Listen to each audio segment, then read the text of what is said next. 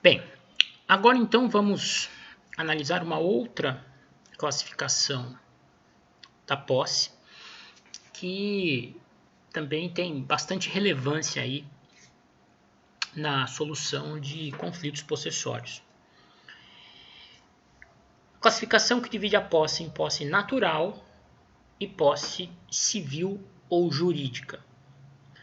A posse natural, como o próprio nome sugere, é a que se constitui pelo exercício de poderes de fato sobre a coisa.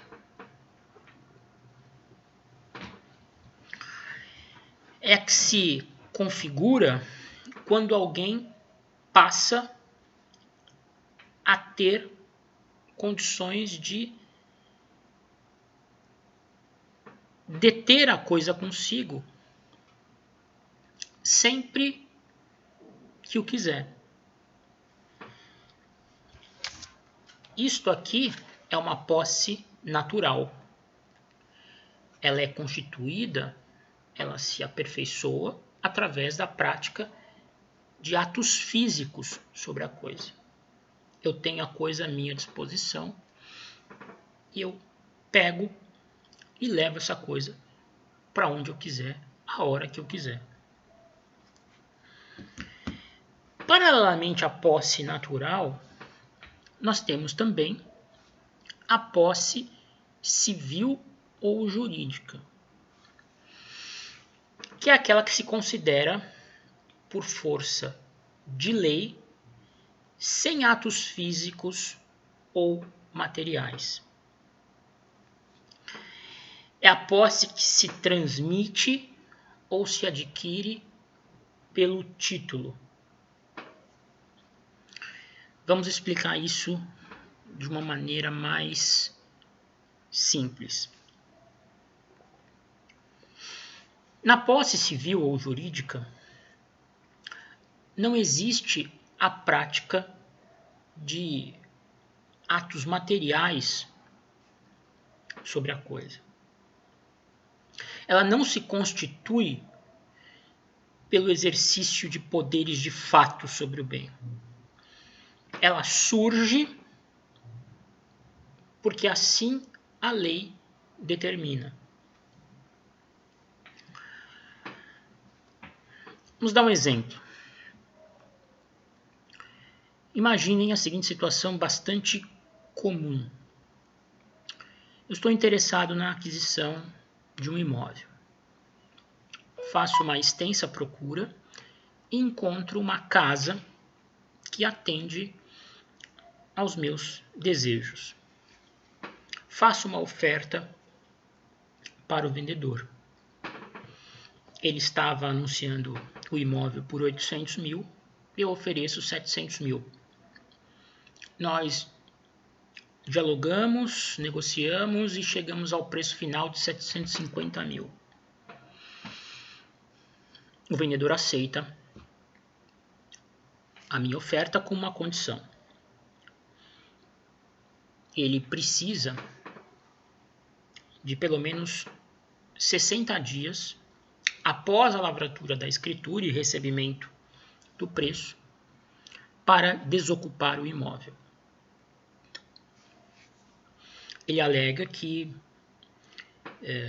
precisa procurar outro imóvel para morar e que ele utilizará, se não todo, uma boa parte do dinheiro do preço para efetuar a compra desse novo imóvel. E ele pede 60 dias após a lavratura da escritura e pagamento do preço para desocupar o bem.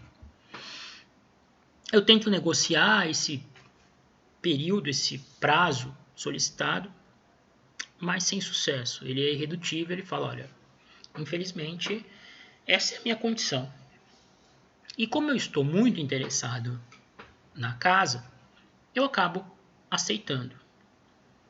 Então nós vamos ao cartório de notas para lavar a escritura pública de compra e venda.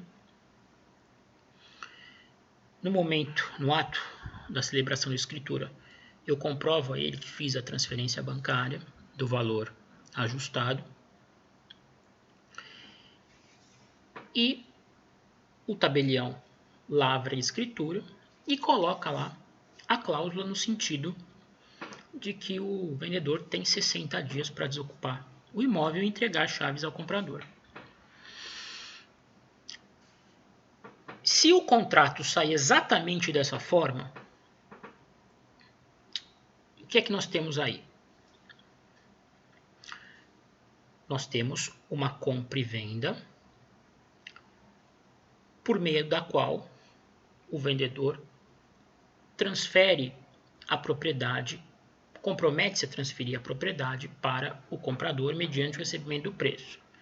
Paga o preço, de posse da escritura, o comprador pode levar esse título ao registro de imóveis e, ultimando-se o registro, concluindo-se o registro, ele passa a ser proprietário do bem. A aquisição da propriedade imobiliária, como nós dissemos lá atrás, se perfaz apenas quando ocorrer o registro do título translativo no CRI, porque os direitos reais necessitam de publicidade para sua aquisição. Ok? Bom, então esse sujeito, depois de levar a escritura no registro de imóveis e registrá-la, torna-se dono da coisa. Vamos imaginar que o registro fique pronto 20 dias depois da lavratura da escritura. Mas ainda faltam 40 dias para esse cidadão devolver o imóvel, né? Afinal, ele pediu 60 dias. Ok. Chega lá no 60º dia posterior à lavratura da escritura e, contrariamente ao esperado pelo comprador, o vendedor não o procura para entregar as chaves do imóvel. É com a entrega das chaves do imóvel que o comprador adquirirá posse sobre a coisa. Até então, ele é apenas dono do bem em razão de haver pago o preço e registrado o título translativo no registro de imóveis, mas nunca exerceu posse até então. O sujeito não o procurou, não entregou as chaves. Ele tenta contato com o cidadão por diversas vezes, sem sucesso. O sujeito não atende telefone, não responde mensagens, ele expede uma notificação e nada. Bom, já irritado com a situação e querendo, o quanto antes tomar posse sobre aquilo que ele adquiriu, o comprador procura um advogado e fala: doutor, vamos meter uma ação possessória aí, uma reintegração de posse, porque não é possível. Paguei o preço, sou dono. O que é que a gente faz? Ele vai falar assim: olha, pela via possessória não dá. Porque requisito para você propor uma ação possessória é o exercício de posse anterior. E você não tem como comprovar o exercício de posse anterior nesse caso. Você nunca teve a coisa sob seu poder. Então você não pode litigar baseado no ius possessionis, na posse autônoma, porque você nunca exerceu essa posse. O que você pode fazer é litigar com base no ius possidendi, no direito à posse fundado no fato de você ser o titular da propriedade. Você registrou a escritura? O advogado vai perguntar. Sim, registrei. Ótimo. Então podemos propor uma ação baseada na propriedade para reivindicar a posse da coisa em seu favor. Vou conseguir ter uma liminar, doutor? Olha, vou propor a ação quanto antes, mas sendo uma ação fundada na propriedade, será uma ação ordinária e o juiz vai ter que se convencer que estão presentes os requisitos para o deferimento de qualquer tutela de urgência, que são a plausibilidade Isso você tem lá o registro imobiliário e o perículo mora. Faz quanto tempo aí que você fez esse contrato e venceu o prazo para desocupação? Ah, venceu o prazo para desocupação há 10 dias. Possivelmente você vai conseguir a liminar. Ah, doutor, já faz 2 meses que venceu o prazo. Aí o juiz vai ter que analisar, vai ter que verificar se para ele existe risco de dano irreparável, se ele vai achar, olha, se você já esperou 2 meses, não custa esperar um pouco mais. E aí você só vai ter acesso ao bem com o trânsito em julgado da sentença. Percebe? Numa situação como essa, não houve transmissão da posse. E se não houve transmissão da posse, aquele que recebe, que adquire a coisa, mas não a recebe de imediato, só pode litigar e exigir a entrega da coisa com base no ius possidendi, com base no fato de ser o dono da coisa. Diferente é o caso daquele que, no momento da lavratura da escritura, diante do pedido feito pelo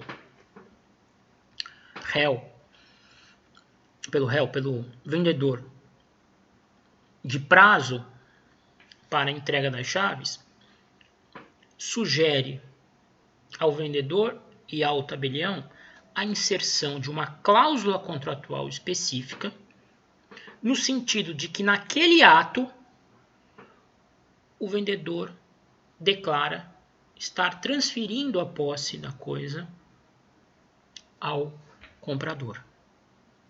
Se essa cláusula específica for inserida, nós temos a transmissão da posse civil ou jurídica sobre a coisa. O comprador, conquanto nunca tenha tido a coisa sob seu poder, conquanto nunca tenha sobre ela exercido poderes de fato, recebe a posse no momento da lavratura da escritura por força dessa cláusula contratual.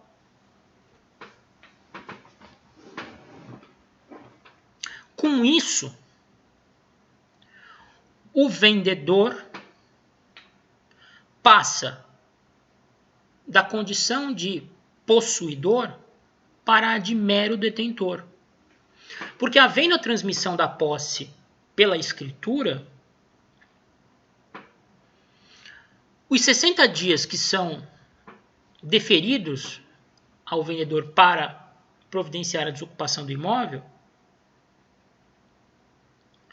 tornam-se um período em que ele exercerá mera detenção sobre o bem. Ele estará no bem em razão de uma tolerância, de uma permissão expressa concedida pelo proprietário / possuidor.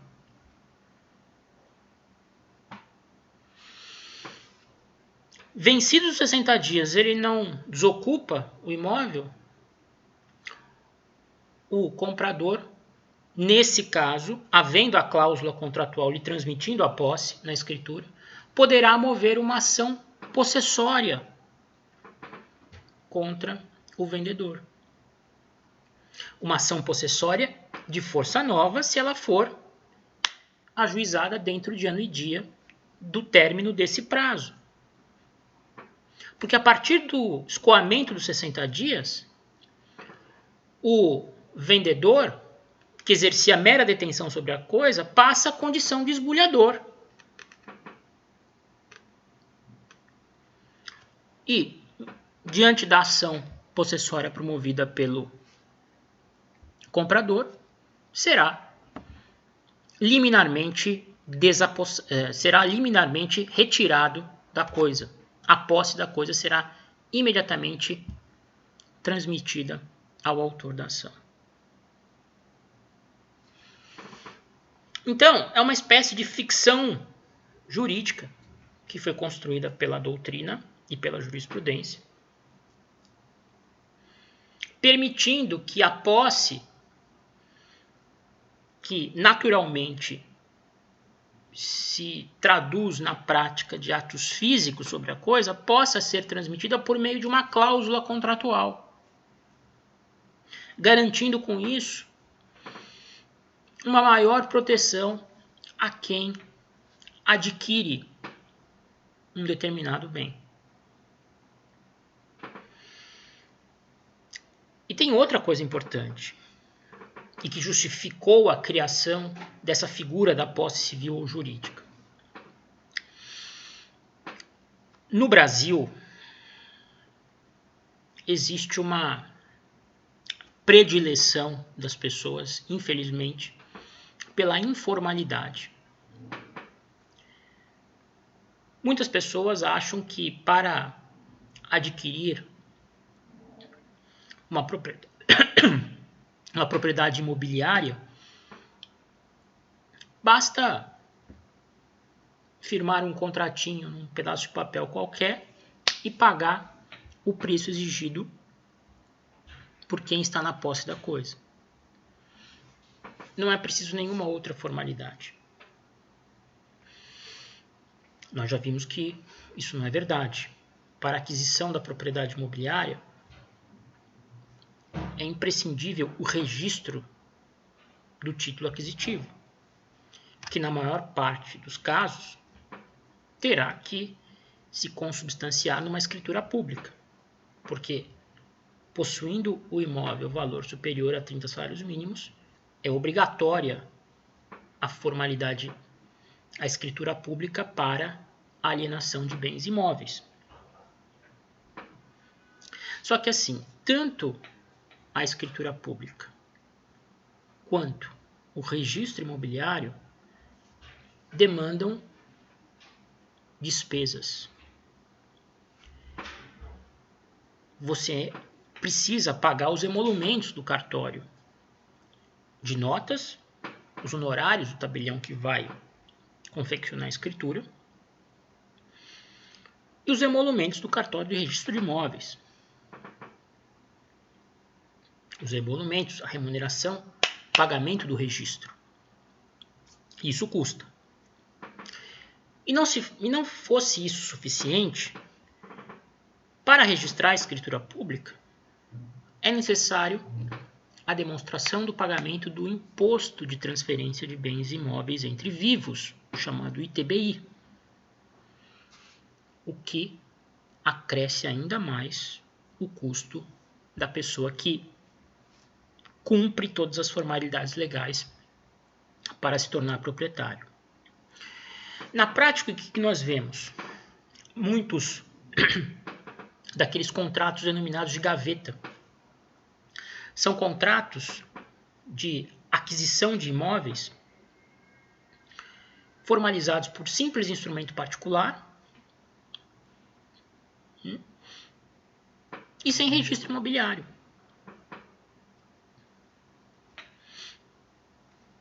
Se o sujeito formaliza um contrato desses por instrumento particular, sem registro imobiliário, e recebe as chaves do imóvel no ato, evidentemente que ele não estará adquirindo a propriedade sobre esse imóvel, porque a propriedade, como nós vimos, depende do registro imobiliário.